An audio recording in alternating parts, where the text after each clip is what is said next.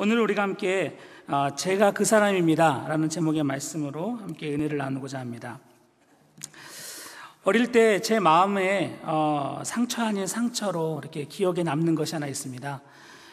부모님 모두가 제가 아주 어렸을 때부터 직장 생활을 하셨는데요, 제 위로는 7살 위에 형이 하나 있고 이제 1살 위에 누님이 계십니다. 7살 위에 형은 저랑 나이 차이가 많이 나다 보니까 거의 저랑 놀아주질 않았습니다. 그러다 보니까 거의 대부분 1살 위에 누나랑 이렇게 어린 시절 엄마 없이 이제 같이 이렇게 놀게 되었는데, 그러다 보니까 뭐 남자들처럼 나가서 운동하고 뭐 이러는 것보다는 제가 제일 기억 많이 남는 게 이 소꿉놀이 하는 거랑, 그다음에 인형놀이, 혹시 아시는지 모르겠는데 종이 인형 이렇게 가위로 잘랐던 기억이 납니다. 그래서 지금도 제가 이렇게 여성분들 보면은, 옷 입은 거 보면은 제가 가끔 이렇게 센스 있게 말을 할 때가 있는데, 그때 보면 이렇게 종이 인형에 뭐 이렇게 옷 붙여주고 했던 기억들이 많이 났던 것 같아요. 아무튼 그래서 제가 어릴 때 참 운동을 잘 못했던 것 같습니다. 그리고 나서 좀 더 커서 이제 동네에서 아이들하고 놀게 됐는데, 운동을 많이 안 해서 그런지 아니면 원래 운동 감각이 부족해서 그런지 몰라도 야구를 참 어렸을 때 많이 했는데요, 공을 잘 받고 던지고 달리기는 잘했는데 공을 치는 거를 잘 못했습니다. 그래서 동네에서 아이들이 야구를 하다 보면 이제 형들이나 잘하는 친구들이 먼저 둘이 딱 만나서 가위바위보를 합니다. 가위바위보를 해서 이긴 사람이 제일 잘하는 친구를 데려가는 겁니다. 그리고 진 사람은 그 다음 잘하는 사람 데려가고요, 또 둘이 또 가위바위보를 합니다. 두 번째로 잘하는 사람을 또 데려갑니다. 뭐 그렇게 하다 보면 제가 이제 항상 그때 되면 어릴 때 참 그때도 마음이 아팠던 게, 끝까지 저는 계속 기다려야 됩니다. 그래서 가위바위보가 언제 끝나나 이렇게 지켜보고 있다가 거의 이제 데려갈 친구들 다 데려가고, 뭐 마치 프로야구에서 스카우트 하는 것처럼 훌륭한 선수들 다 데려가고 이제 남은 사람들 어쩔 수 없이 이제 가져가야 될 그런 선수 중에 한 사람이었던 걸로 제가 기억이 납니다. 그때 처음 제 마음속에 그런 마음이 들었습니다. 정말 누군가가 나를 불러주는 것만으로도 그게 정말 고마운 거구나 하는 거를 알게 되었습니다. 어쩌면 너무 어린 나이에 깨달았는지 모르지만, 누군가가 나를 불러주지 않는다는 것이 얼마나 큰 아픔인지, 아마 그것을 소위 잘 나가는 분들, 뭔가 일이 잘 풀리는 분들은 그 느낌이 뭔지 모를 겁니다. 그것이 특히 나 자신의 문제뿐만 아니라 나의 가족의 생사가 걸린 문제라고 한다면 그건 더더욱 심각한 일이 됩니다.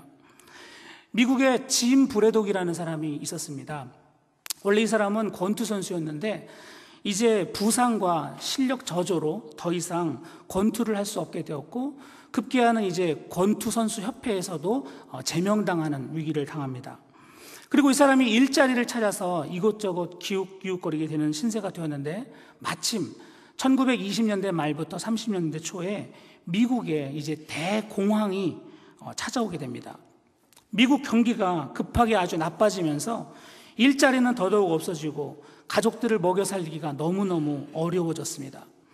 아무리 찾아도 일자리를 찾기 어려워서 뉴욕에 이제 아파트를 팔고 판자촌으로 이사를 가서 그곳에서 $44 12센트가 없어가지고 난방비를 내지 못해서 혹독한 추위를 떨면서 이제 새 아이들이 점점 건강이 나빠져 갑니다.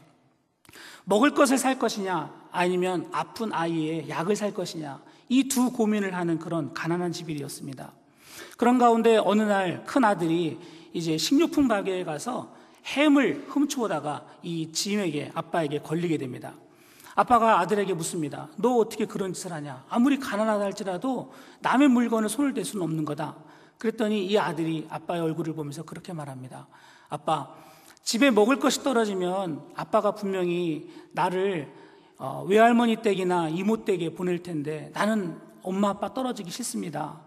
그렇게 하면서 우는 겁니다.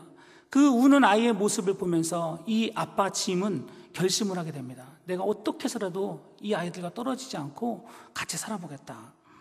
결국 이 짐은 자기를 권투선수 협회에서 이제 제명했던 그 권투 협회에 제 발로 걸어가게 됩니다. 죽기보다 싫었던 시간이었지만 어쩔 수 없이 그는 이제 그곳 문을 열고 들어가서 모자를 벗고 사람들에게 단돈 15불을 구걸을 하기 시작합니다. 그렇게 힘든 시간을 보내면서 이제 이 남자에게 꿈 같은 기회가 찾아옵니다. 그것은 다름 아니라 헤비급 전초전에서 대단한 선수가 하나 있었는데 그 선수와 싸우게 될 상대편이 갑자기 권투를 못하게 된 상황이 생긴 겁니다. 그래서 짐의 이 안타까운 형편을 알았던 옛날의 매니저가 겨우 주선을 해줘서 이제 이 짐에게 제안을 한 겁니다. 무슨 제안이냐면 내일 당장 권투 시합이 있다는 겁니다. 게임 머니는 $250. 참 꿈 같은 돈인데 그나마 친구가 짐을 생각해줘 해서 준 제안이었습니다. 하지만 이미 운동을 안 한 지 오래되었고 배고픔에 몸은 망가져 있었고 뼈만 앙상했던 이 남자가 $250로 가족들을 먹여 살리고자 이제 허기진 배를 안고 링에 오르게 됩니다. 그러면서 그는 말합니다. $250라고 한다면 내가 당신의 아내에게 마저도 좋고 당신의 엄마에게 마저도 나는 언제든지 할 겁니다. 부끄러움, 주먹세례, 공포, 그 모든 것들이 이 남자에게 들어오지 않았습니다. 그리고 링으로 달려갑니다. 그리고 정말 그곳에서 일어난 대반전이 생겼습니다. 누구도 그 뼈만 앙상했던 짐이 이 경기를 이길 줄 몰랐는데 결국에는 짐이 그 경기를 이기고 말았습니다. 그리고 나서 승승장구하면서 이제 이 짐이라는 선수가 권투를 재기하게 되는데요. 나중에 큰 시합에 나가기 전에 기자들이 이 짐에게 물어봅니다. 당신은 왜 권투를 합니까? 그때 이 짐이 그렇게 대답합니다. 우유 때문입니다. 아이들에게 나눠줄 때 우유가 없어서 물을 탔던 기억을 하면서 우유 때문에 나는 권투를 합니다. 이 이야기는 실제로 있었던 일을 이제 일로 몇 년 전에 그 신데렐라 맨이라는 이름의 제목으로 영화로 만들어졌던, 그래서 많은 사람들에게 감동을 주었던 이야기입니다. 그 당시에 미국이 참 어려운 시간대에 이 신데렐라 맨으로 통했던 짐 브래독이라는 사람이 권투에서 재기하면서 성공하는 모습을 보면서 수많은 사람들이 함께 용기를 얻었다는 그런 내용입니다. 그런데 이 남자의 이야기에서도 중요한 것은 누군가가 결국 실패 속에 있던 자신을 다시 링 위로 올라오도록 해주었기 때문에 다시 성공할 수 있었다는 것입니다. 그리고 오늘 우리가 읽은 본문, 바로 제가 지금까지 이야기한 그런 절망의 끝에 서 있는 사람들에게 찾아온 소망을 다루고 있는 이야기가 우리에게 펼쳐집니다. 오늘 우리가 읽은 본문은요, 전체적인 이야기가 어떻게 돌아가는지 아마 대부분 여러분들은 한두 번쯤 다 읽어보셨을 것입니다. 이른 아침에 이제 포도원 주인이 품꾼들을 얻어서 포도원에서 일을 하게 하려고 사람들이 몰려있는 인력시장 같은 곳으로 나가게 됩니다. 인력시장에는 찾아오는 사람들은 저마다의 다들 사연이 있고 아픔이 있는 사람들이었습니다. 정기적인 직장을 갖지 못한 뜨내기들이나 가난한 사람들이 대부분입니다. 그런 중에서도 이 인력시장 안에도 역시 냉혹한 현실이 자리 잡고 있습니다. 사람들이 보기에 튼튼해 보이고 기술이 있는 사람들은 그나마 빨리빨리 일을 찾아서 나가게 되지만 왜소하고 힘없어 보이는 사람들은 그나마 하루 일도 찾지 못하는 경우가 많다는 것입니다. 그러니까 워낙 가난하고 없는 사람들끼리 모인 그 인력시장 안에서도 다시 한번 힘과 세상의 논리가 지배를 하고 있다는 것입니다. 그리고 거기서 어떤 사람들은 빨리 일자리를 찾고 어떤 사람들은 그 자리에서조차 계속 밀려나고 있었다는 것입니다. 이제 이른 아침 포도원 주인이 인력시장에 들어와서 제일 먼저 눈에 띄는 사람들과 한 데나리온씩 약속을 하고 포도원에 들여보냅니다. 아마 첫 번째 뽑힌 사람들은 자신감이 넘쳤을 것입니다. 그리고 대개 보면 이런 사람들은 어디를 가나 제일 먼저 나갈 만한 사람들입니다. 그래서 아마도 당연히 내가 제일 먼저 뽑혀야지 라고 생각하면서 그 일을 하러 나갔을 것입니다. 그러나 아직 뽑히지 않은 많은 사람들은 이제 한숨을 쉬면서 좀 더 기다려봅니다. 그리고 시간이 흘렀습니다. 다시 오전 9시에 주인이 같은 장소에 나가봅니다. 3절 말씀 여러분 한번 읽어보겠습니다. 20장 3절 시작. 또 제3시에 나가보니 장터에 놀고 서 있는 사람들이 또 있는지라. 여기 우리말 성경에 보면은 표현이 놀고 서 있는 사람들이라는 표현이 나오는데요, 논다는 표현이 좀 어색합니다. 사실은 아무것도 하지 않고 있다라는 그런 표현이 맞는 표현 같습니다. 그러니까 이 말씀은 제3시에 나가보니까 장터에서 아무것도 하지 않고 서성거리고 있는 사람들이 또 있었습니다 라는 그런 의미입니다. 사람이 참 그렇습니다. 그냥 평소에 일을 열심히 하다가 어쩌다가 찾아오는 휴일, 쉬는 날, 그런 날은 참 값지고 귀합니다. 그래서 그렇게 쉬는 날이 오면은 뭐라도 하려고 약속을 많이 잡게 됩니다. 그러다 보니까 일하는 날보다 가끔 쉬는 날이 더 바쁘고 피곤한 것이 정상입니다. 그런데 여러분 생각을 해보십시오. 평소에 아무것도 할 것이 없는 사람들, 일거리가 없는 사람들에게 쉬는 날, 노는 날이라는 것은 과연 어떤 의미일까요? 아마도 그것은 죽기보다 싫은 그런 날이 될 것입니다. 아무리 어제는 쉬는 날, 오늘은 노는 날, 내일은 일이 없는 날, 그래 봐야 그건 그냥 배고픔과 추위와 가난과 절망이 하루 더 연장되는 그런 날일 뿐입니다. 할 일이 있고 누군가가 나를 써주어서 일이 많은 사람들에게는 노는 날, 쉬는 날, 일이 없는 날이 기쁨으로 오겠지만 진짜 할 일이 없는 사람들에게는 노는 날, 쉬는 날, 공휴일, 홀리데이 이런 것들이 과연 무슨 소용이 있겠습니까? 아무런 소망이 없는 그들에게는 그저 멍한 기분이 하루 더 연장되는 날이라는 것입니다. 어떤 얘기에는 굶고 있을 자식들 때문에 속이 타는 하루가 될 것입니다. 어떤 얘기에는 갚아야 될 빚이나 청구서가 있는 사람들에게는 그날은 지옥 같은 날이 될 것입니다. 그것이 바로 절망이라는 터널입니다. 청년들을 보면요, 이렇게 회사에서 일이 많고 열심히 일하고 이제 교회를 오는 친구들, 그리고 요즘 일거리가 없어서 그냥 놀다가 이렇게 교회를 오는 친구들, 둘의 모습을 보면 참 다릅니다. 우리가 생각할 때에는 하루 종일 일을 하고 왔으니까 되게 피곤해 보일 거라고 생각하는데, 오히려 일자리가 없어서 그냥 놀고 있는 친구들의 얼굴이 더 힘이 없어 보입니다. 왜냐하면 그들은 진짜 깊은 곳에서부터 무기력이 그들을 자리 잡고 있기 때문입니다. 그런 의미로 볼 때 뭔가 할 일이 있다는 것이 정말 감사하고 얼마나 귀한지 모릅니다. 자, 이렇게 쉬고 있던 사람들에게 갑자기 포도원 주인이 찾아와서 말을 겁니다. 뭐라고 말합니까? 너희는 어찌 그냥 그렇게 있느냐? 일을 하러 가자. 내가 잘 쳐줄 테니까 일하러 와라.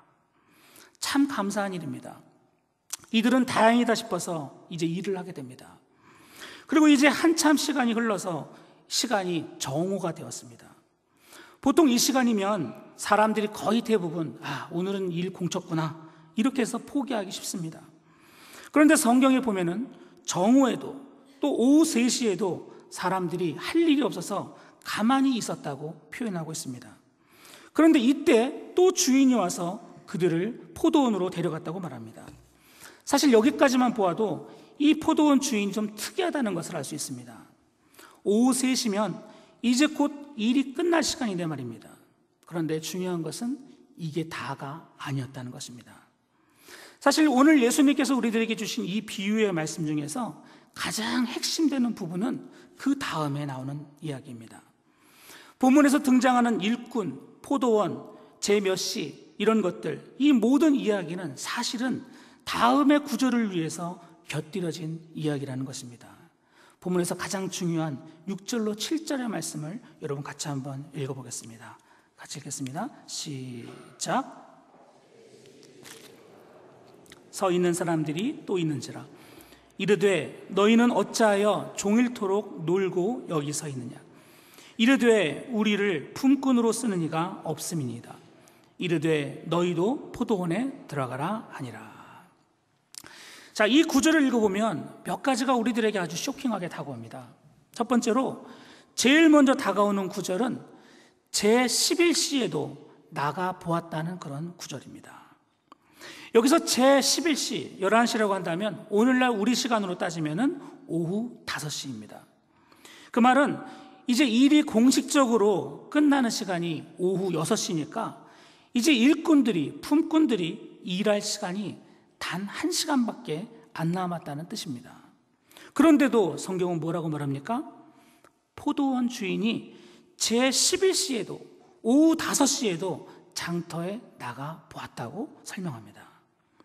사실 이 말씀은 시장 논리나 세상 논리로 생각해 보면 뭔가 이해할 수 없는 그런 구절입니다.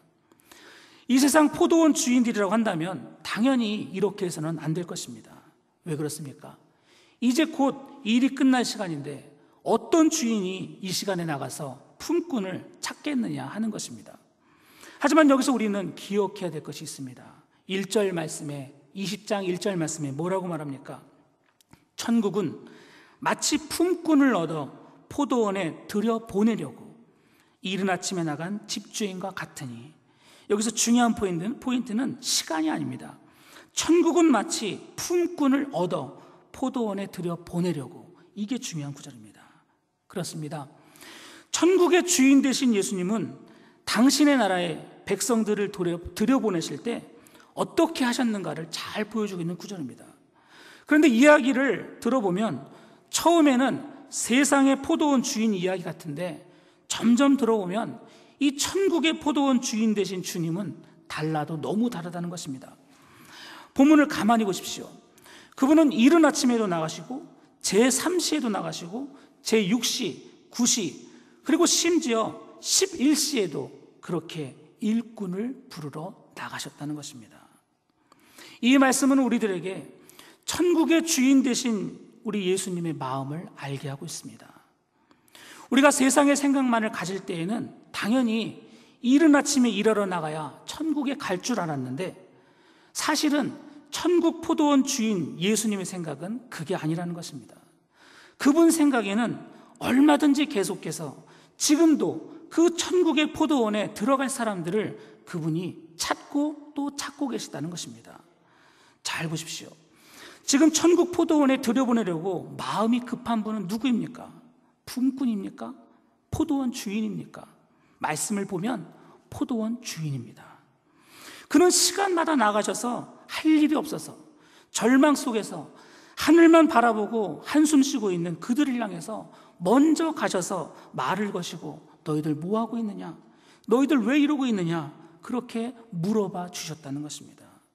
그러니까 우리는 이 본문을 읽으면서 단지 일꾼들이 몇 시에 왔는가만 집중하지 말고 우리 주인 되신, 포도원 주인 되신 예수님의 마음을 읽을 수 있어야 한다는 것입니다.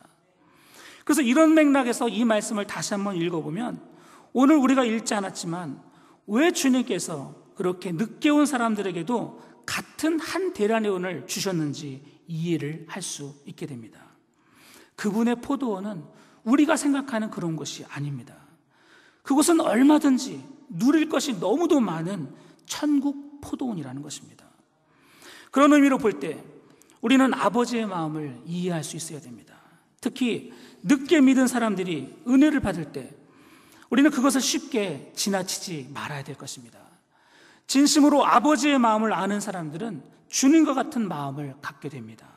정말 잘 왔습니다. 늦었지만 괜찮습니다.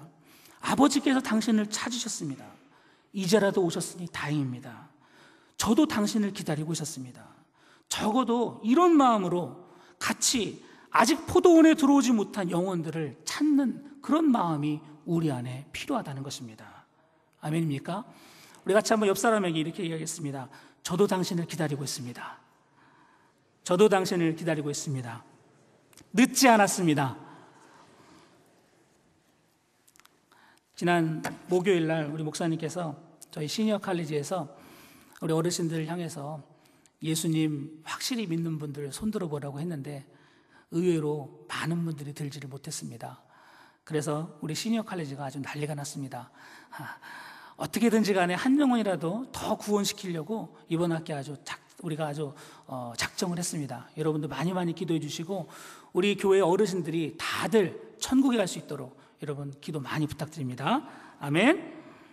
두 번째로 우리는 제11시에 서성거리며 할 일 없이 있던 사람들과 포도원 주인이 나눈 그 이야기에 귀를 기울여야 됩니다. 포도원 주인이 그 시간에 사람을 찾으러 나갔다는 것도 중요하지만 그가 일자리를 찾지 못해서 절망에 갇혀있는 사람들과 나눴던 그 대화가 참 중요합니다. 뭐라고 그러십니까? 너희는 어찌하여 종일토록 놀고 여기 서 있느냐. 요즘 표현으로 말하면 아니 왜 일하지 않고 이렇게 서성거리고 있느냐. 사람들이 대답합니다. 우리를 품꾼으로 쓰는 이가 없습니다. 아무도 우리를 품꾼으로, 일꾼으로 써주지 않았습니다. 우리는 이 이야기를 들을 때 이들의 이 대답에 묻어있는 절망과 한숨, 그리고 눈물과 아픔을 들을 수 있어야 합니다. 여러분 생각해 보십시오. 절망의 끝에 선 사람들 중에서도 가장 끝에 있는 사람, 인력 시장에 나와 있는 사람 중에서도 가장 끝에 있는 사람들, 차라리 그냥 집에 돌아가서 쉬면 될 텐데 왜 그들은 여전히 그 자리를 그렇게 아무도 찾아주지 않는데 지키고 있었을까요? 혹시 누군가가 그 오후 5시에 자기들을 써줄 거라고 생각해서 그 자리에 남아 있었을까요? 아닙니다. 상식적으로 오후 5시에 자신을 써주리라고 믿는 사람들은 아무도 없습니다. 그러면 왜 그 사람들은 그 자리에서 서성거리고 있었을까요? 어쩌면 그들은 빈손으로 돌아가서 가족들을 보는 것이 너무 마음이 아프거나 미안해서 갈 곳 없이 그곳에 머뭇거리고 있었는지 모릅니다. 그 절망의 하루를 견딜 수 없어서 그냥 그렇게 허공만 쳐다보고 있었을지 모른다는 것입니다. 우리를 품꾼으로 쓰는 사람이 아무도 없습니다. 아무도 우리를 일꾼으로 써주지 않았습니다. 그들이 그곳에서 자기들보다 먼저 일을 찾아서 떠난 사람들을 바라보면서 과연 어떤 마음을 가졌을까요? 그리고 그렇게 모든 사람에게 버림받은, 쓰임받지 못하는 자신을 보면서 과연 그들은 어떤 생각을 가졌을까요?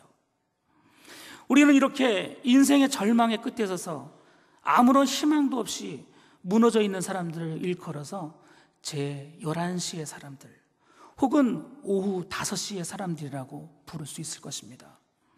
끝물 중에서도 완전 마지막, 더 이상 물러날 것도 없고 소망이라고는 아무것도 없는 그들, 세상의 찌꺼기처럼 누구에게도 환영받지 못한 그들, 사람들에게는 더 이상 어떤 위로도 받지 못하는 그들이 바로 제11시의 사람들이라는 것입니다. 그런데 성경을 가만히 보면요, 바로 그런 사람들이 그렇게 성경에 많이 등장합니다. 형들에게서 버림을 받고 미디안 장사꾼들에게 팔려서 애굽의 노예로 끌려간 사람 요셉, 한때 왕궁에서 자랐지만 살인자가 되어서 목동으로 40여 년을 양을 치던 인생의 끝자락을 그쪽에서 바라보던 모세, 아무도 알아주는 사람 없이 심지어 가족들도 무시하며 양을 치던 다윗, 38년 동안 베데스다 연못가에서 아무도 알아주지 않고 살아가던 병자, 군대 귀신 들려서 가족들도 찾아오지 않는 그곳에서 사슬에 묶여있는 채로 소리만 지르고 살던 청년, 혈루증을 앓던 여인, 온 동네가 다 아는 부끄러운 여자, 사마리아 여인 등등 말이죠.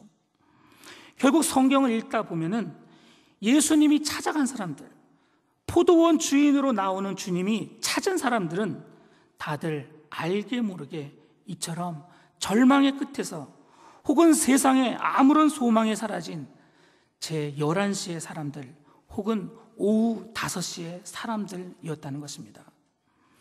사실 우리 주변에 보면 이런 분들이 많이 있습니다. 너무 부끄러워서 말도 하지 못하고, 그러나 모든 것이 다 무너져서 이제는 자기 몸 하나 가누기 힘든 그런 분들, 그냥 정말 지푸라기라도 잡고 싶지만 어디에 하소연 하나 할 곳 없는 그런 분들이 은근히 많다는 것입니다. 그런 분들의 이야기를 여기서 다 나눌 수는 없습니다. 그런데요, 중요한 것은 이것입니다. 세상의 모든 사람들은 그들에게 관심이 사라졌다 할지라도 우리 주님은 바로 그들에게 끝까지 관심을 가지고 있었다는 것입니다. 어떻게 하냐고요? 우리 주님의 성품이 그것을 못 견디게 하시기 때문입니다. 하나님은 사랑이시라. 사랑이라고 이름하는 그분의 성품이 가난하고 연약하고 부서지고 무너져버린 사람들을 그대로 그냥 놔둘 수가 없으시다는 것입니다. 설령 우리 인간들은 그렇게 할 수 있을지 모르지만 우리 주님은 성품상 그게 안 된다는 것입니다. 우리가 부모이기 때문에 잘 알지 않습니까? 절대로 부모는 10명의 자식들이 다 잘 돼도요, 돌아오지 않는 한 사람, 힘들어하는 한 자식 하나, 그 자식 하나 때문에 밥을 못 먹는 게 부모의 마음이 아닙니까? 그런 주님이시기 때문에 사람들에게 아무런 관심이 없는 사람들이랄지라도 예수님에게는 가장 큰 관심이 더 가는 사람들이 바로 이 오후 5시의 사람들이라는 것입니다. 그래서 가만히 본문을 읽어보면은, 우리가 읽다 보면은 세상의 독법으로 본문을 읽어보면 힘 있는 자가 먼저 나오는 것 같지만, 주님의 눈으로 이 본문을 읽어보면요, 이 본문의 주인공이 누구냐 그렇게 물어본다면 그것은 곧 이 6절 7절에 나와 있는 제 11시의 사람들, 오후 5시의 사람들이 이 비유의 본문의 주인공이라는 것입니다. 그들이야말로 주님의 마음의 끝까지 자리 잡고 있는 사람들이라는 것입니다. 그래서 이제 주님은 바로 그들에게 이렇게 말씀을 던지십니다. 너희도 포도원에 들어가라. 너희도 나의 포도원에 들어가라. 정말 귀를 의심할 만한 그런 말씀입니다. 이 얼마나 놀랍고도 기쁜 소식입니까? 이것이 바로 복음입니다. 그러니까 이 본문을 겉으로만 읽어보면 그냥 포도원 일꾼의 비유 같지만 그 안에는요, 사실은 복음의 진수를 정확하게 표현하고 있는 것입니다. 여러분, 이들이 이 1시간 남은 채 포도원에 기쁨으로 들어간 이들이 어떻게 일을 했겠습니까? 그들은 비록 1시간을 일했겠지만 그 1시간 동안 얼마나 열심을 다했겠습니까? 그들이 어떤 마음을 가지고 일을 했겠냐는 것입니다. 모르긴 해도 아마 그들은 죽기 살기를 다해서 주님의 일을 감당했을 것입니다. 어떻게 하든 남들이 하는 만큼은 못할지라도 최선을 다해서 주인에게 감사하는 마음으로 얼마나 노력을 했겠느냐 하는 것입니다. 그럼 마지막 세 번째로, 우리는 이 본문을 읽으면서 무엇을 깨달아야 되겠습니까? 이 말은 이 본문을 우리가 읽을 때 우리가 한 단계 더 깊이 들어간다면 이 본문은 우리들에게 무엇을 바라고 있느냐 하는 것입니다. 저는 이 본문이 우리들에게 주는 마지막 가장 중요한 질문은 바로 이것이라고 생각합니다. 그러면 당신은 누구입니까? 지금 이 포도원 비유를 보고 듣고 있는 당신은 과연 어떤 사람입니까? 이 질문이 바로 이 포도원 비유를 주신 예수님께서 바로 나에게 지금 하고 있는 질문이라는 것입니다. 이 말은 다른 말로 하면 이런 말입니다. 당신은 과연 주님의 복음을 어떻게 받았습니까? 당신은 주님을 어떤 상황 가운데서 만났습니까? 당신이 만난 주님은 정말 당신에게 유일한 소망이자 모든 절망 속에서 놀라운 은혜 그 자체였습니까? 다시 말하면 당신은 과연 11시의 사람입니까? 사실 이 본문의 말씀은 마태복음 19장 마지막 부분에서 부자가 천국에 들어가기가 어렵다고 말씀하셨던 그 주님의 말씀에 대한 또 다른 응답으로 주신 그런 말씀입니다. 즉, 스스로 부유하여 나는 얼마든지 천국에 들어간다 생각하는 자들에게는 천국이라는 것은 절대로 들어가기 어려운 것이지만, 절망의 자리에서 오후 5시 모든 것이 끊어진 자리에서, 혹은 제11시에 오직 하늘만을 바라보고 서성이다가 포도원 주인을 만난 그 사람에게는 천국이 바로 은혜의 자리라는 것입니다. 할렐루야. 그래서 우리는 이 비유를 자세히 정말 제대로 깨달은 사람은 그렇게 결국 대답해야만 합니다. 주님, 제가 바로 그 사람입니다. 주님, 제가 바로 절망의 시간에 당신이 부르심을 받고 포도원의 마지막에 들어간 사람입니다.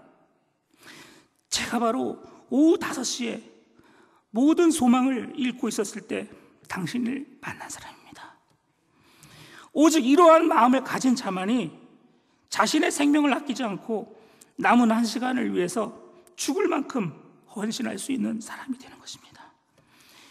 이 말씀을 듣고 제가 지난 주일날 청년들에게 같은 본문으로 설교를 했는데, 그때 어떤 나이 많은 청년 하나가 그런 말을 했습니다. 주님이 바로 나를 그렇게 불러주셨습니다. 주님을 모르고 세상 속에서 살아갈 뻔했는데 나를 불쌍히 여기셔서 불러주셨습니다. 그리고 또 다른 청년 하나가, 이 청년은 세상적으로 보면 참 잘 나가는 청년입니다. 근데 그 청년이 아무도 말하지 않았는데 자기의 페이스북에 그렇게 남긴 것을 보았습니다. 주님, 제가 정말 그 사람입니까? 주님, 제가 정말 그 사람입니까? 아마도 그 청년에게는 아직은 내가 그 사람이라는 사실을 인정하기 어려운지 모르겠습니다. 하지만 많이 온 것 같습니다. 내가 정말 그 사람입니까? 물으면서 자신이 그 사람일 수 있다는 가능성을 생각해 보았다는 것이 너무나 감사했습니다. 오늘 제가 하는 이 설교는 제가 이제 마음이 참 아플 때 새벽 기도를 하면서 주님께 그렇게 기도를 드렸었습니다. 그때 주님께, 주님, 저는 아직도 너무나 약합니다. 그렇게 말할 때 드렸던 고백입니다. 주님, 제가 그 사람입니다. 당신의 은혜가 필요한 바로 그 사람입니다. 여러분, 주님 앞에 우리가 어떠한 자세로 주님의 일을 감당해야 되겠습니까? 우리는 내가 다른 사람이 아니라 바로 내가 11시의 사람입니다. 내가 마지막에 구원받은 그 사람입니다. 내가 바로 그 사람입니다. 이런 자세를 가지고 주님 오시는 그날까지 살아가시는 여러분 모두 되시기를 간절히 축원드립니다. 같이 기도하겠습니다.